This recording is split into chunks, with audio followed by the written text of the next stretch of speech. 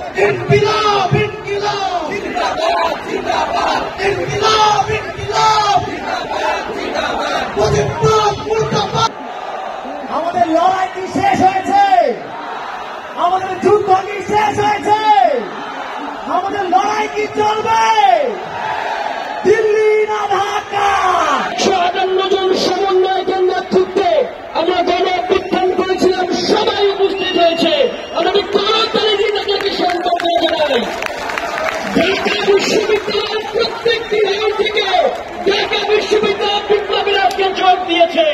ঢাকা বিশ্ববিদ্যালয়ের সকল বিপ্লবীদের জন্য করতালি হবে।